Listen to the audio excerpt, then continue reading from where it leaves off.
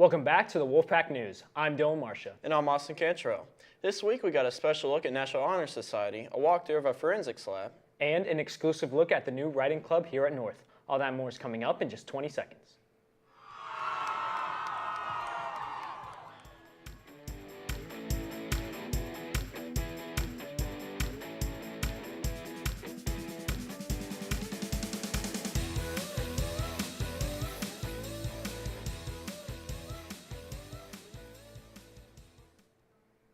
Seniors, you can now nominate the song you feel best captures the spirit of NPHS Class of 2023. The song will be played at the end of graduation as you circle the field right before you toss your caps into the air. Songs nominated that are appropriate and the most popular will move on. You can scan the QR code or go to tinyurl/NorthSenior23 to submit your choice. The deadline for submissions is Monday, February 6th, so be sure to get these submitted as soon as possible. This year, prom will be held on March 25th from 7 to 10 p.m. at Atlanta Event Center. If you plan to bring a date who does not attend North Paulding, you must fill out a date approval form and submit it to the front office no later than February 8th. Forms can be picked up from the front office or downloaded from the prom website. You'll also need to include a copy of your guest ID. Incomplete submissions will not be accepted, so make sure to turn in everything on time. Do you like to write? Would you like to be recognized for your writing abilities? If so, consider competing in this year's Young Georgia Authors Writing Competition. You can see your ELA teacher or Ms. Summers in room 1214 for more information. Entries are due to your ELA teacher no later than Monday, February 6th, or any ELA teacher. Entry forms can be picked up outside room 1214. Don't miss out on this great opportunity to showcase your talent. On the topic of dates and deadlines, you don't want to miss Tri-M Honor Music Society's open mic night on February 7th at 7 p.m. If you want to have the chance to show off your talents, be sure to scan the QR code seen on your screen, or you can just come to watch your friends perform. Located in the auditorium, bring one canned food item at the door as your ticket. Come see your friends perform while supporting a worthy cause. In other news, on Tuesday the 31st, National Honor Society members stayed after school to pack hygiene kits for teachers around school. We sent our reporters Austin Cantrell and Marissa Bean to learn more about the cause. As the flu and cold season is in full swing, our very own National Honor Society has been collecting hygiene items such as tissue boxes, disinfectant wipes, and hand sanitizer since January 17th to be able to pack kits including one of each of those items for our classrooms around the school. Let's see what William Lee's favorite part of this hygiene drive has been. I think my favorite part was just giving the kits out. It's great to be on the giving end to help teachers. Chef McCarthy shares why National Honor Society participates in this drive. National Honor Society is a national organization that highlights the academic success of students at North Paulding High School. Seniors, students in their senior year, these seniors have to agree to do a certain amount of service to the community. The hygiene drive is one of many that we do throughout the year. What a positive way to impact our school environment and keep everyone happy and healthy. Speaking of extracurriculars, it's time for our weekly sports update. Let's head over to Nick to see how our teams are doing.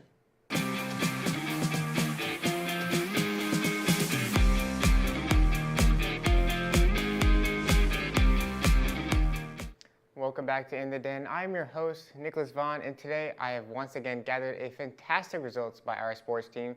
Let's start off with the swim team. They traveled over to Georgia Tech to compete in the state swim meet, and they were able to swarm the competition with good results. We'd like to congratulate them for going so far during the season, like winning the Paulding County Championships, going to state, and setting tons of records. Great job from a great group of individuals. On the other hand, our girls basketball team played an intense game against Harrison High School, with Sanaa Thompson making prolific efforts, winning the ball from oppositions, making the key passes that were finished off by Maria Sapola and Lily Harris, who were freshmen.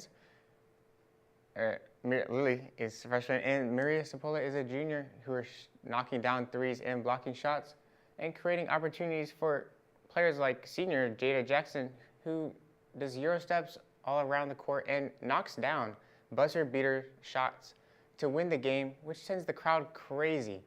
It was a great game all around, and it led them to a 33-31 victory. Their next game will be against Marietta High School right here in the Den, starting at 6 p.m. Be sure to come out and see us demolish Marietta. The boys, on the other hand, had an exciting game as well with their first regional win with a score of 49-46. Jonathan Rodriguez was pump faking out opponents and draining threes non-stop. Gavin McLean was a blocking machine and was able to pass the ball so many times for the conversions, which was able to help Carter Conley weave his way through the defense to score some tough shots and ones. All their hard work has paid off and will show against Marietta High School this Friday, February the 3rd, starting at 7:30 p.m. right here in the Den. After a 5-0 win over Riverwood High School, our girls soccer team played a great game against River Ridge, with Anna Weir scoring 3 goals and 1 assist, Peyton Conti scoring 2 goals with 1 assist. And just an example of one of the shots she made, Anna Weir, with a left foot curler right into the bottom right. They won that game 5-1, and they will strive against their next game against Mount Perrin Christian High School right here in the Den at 5:30 p.m. this Friday, February the 3rd. Be sure to come out and support a great start of the season.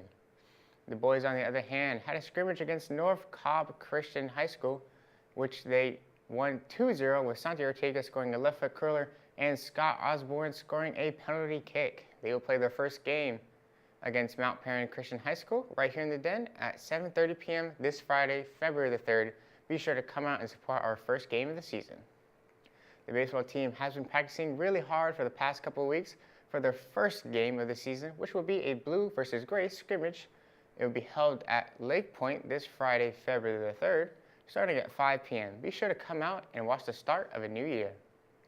The girls lacrosse team has been working hard over these past months, putting in the work and really getting their game ready for their first opponents against, which will be Mount Perrin Christian High School, February the 8th, right here in the Den, starting at 5:30 p.m. Be sure to crowd the stands for their first game of the season. The boys, on the other hand, will play against Lassiter High School, February 7th, right here in the Den as well, starting at 7:30 p.m. Be sure to come out for their first game as well.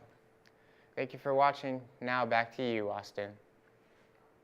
Thank you, Nick, for that exciting sports update. Now on to other exciting news. Last Wednesday, the 25th, marked North Paulding's very first riding club meeting. We sent out reporter Marissa Bean and myself to see what it's all about. Take a look. One of our very own students here at North Paulding has started a riding club, where aspiring riders can get a prompt to write about over the course of the month and come together to share and provide support to each other. We talked to club founder Nathan Rodriguez to get insight into what he wants members to get out of the club. I've met people who have wanted to publish books, poetry, they do webcomics, they do script writing, who don't feel like they have like a support system or the confidence to really go out there and do it. It took me so long to publish the first book because of that reason. I felt like I didn't have anybody I could talk to about it at school, really. That's what the point of this club is, for people to be able to share their passion and like really turn it into, or really, make their dreams real. It can definitely be difficult to have the courage to put your work out as a writer. Let's see what Nathan's plans are in terms of putting out the work of members of the club. I want to be able at the end of the year, or at any point in the year, probably towards the end, to have a shelf in the library commemorating like the things that we have published in the writing club. What a great community to be a part of. If you love to write and want to be part of a supportive group of students, be sure to come out the last Wednesday of every month at 7:45 a.m. in room 1221.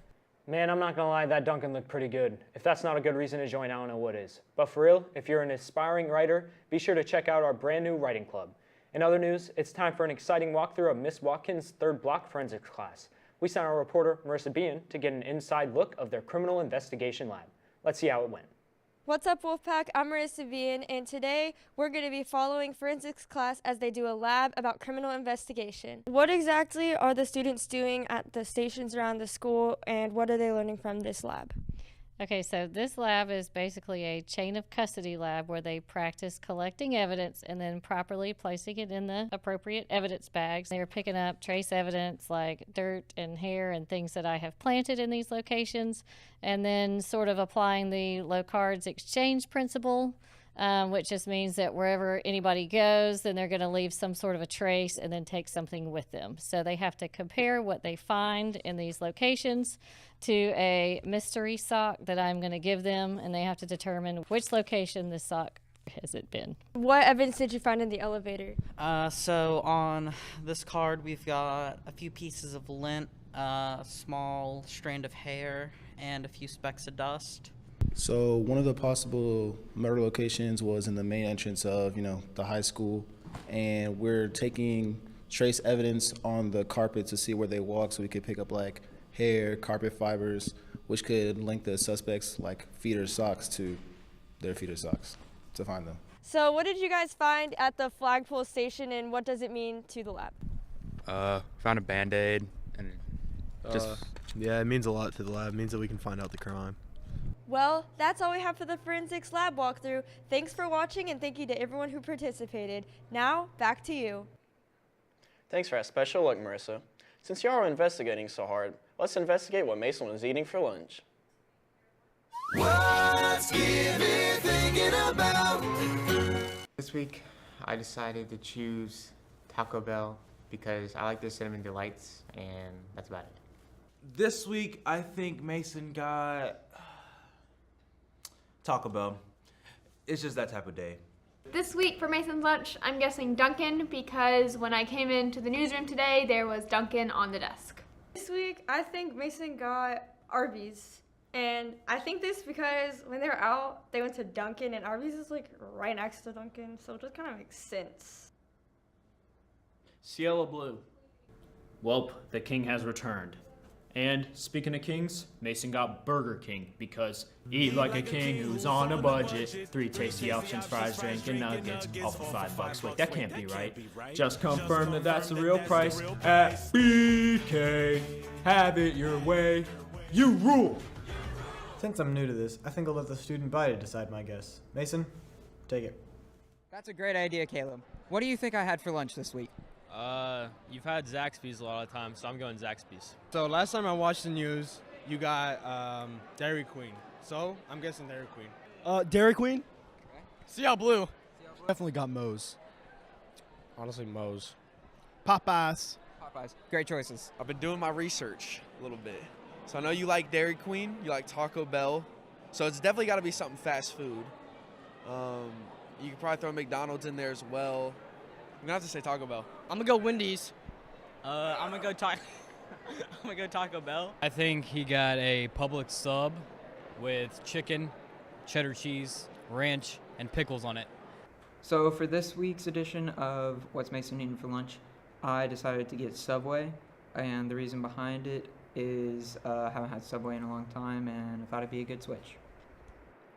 Be sure to check out the new video I just posted on TikTok and follow our Instagram at mphs_Wolfpack Productions for exclusive behind-the-scenes footage.